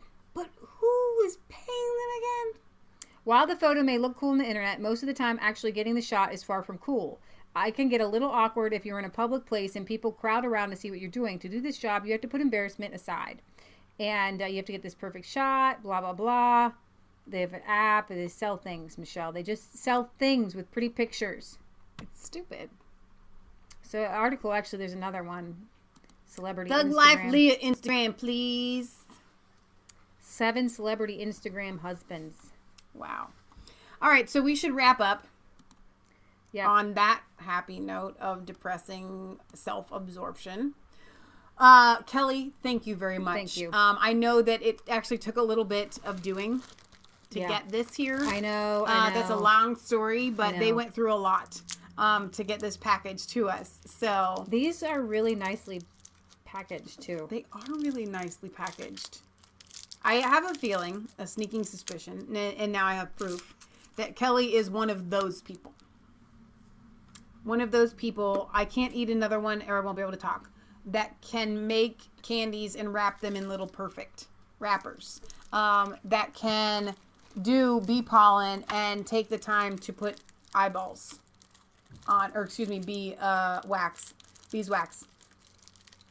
We're not that kind of, we do a lot, but the extra little touches finesse is awesome.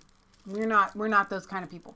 All right, guys. So we'll see you back here Sunday at 1 for our European and UK news show. Maia says Michelle's quote of the day. That's stupid. Yeah, you can take that. I will allow you to reuse that. So yeah. All right, we're gonna sign off. We love you. God loves you. God bless. Do we have a song? Not tonight. It's late. Well, you got candy in your mouth now. And my mom wants me to sign off because she wants to try to be able to upload this to BitChute. So if I can get it to go off before 2 hours, maybe she'll have a chance, but probably not. BitChute doesn't like really long videos. Perhaps we will do a song on Sunday. Yeah, I hope so. There is, somebody just said where there's a lot of news on Sunday. Wow, I just came back to now I'm seeing Us, and I'm seeing, yeah, that's a little red. That's funny. We'll call that red from the tennis today. And I'm going to eat that little piece that you just gave me. Thank you, guys. We'll see you back Sunday. Oh, I forgot the exit. No, there's an exit.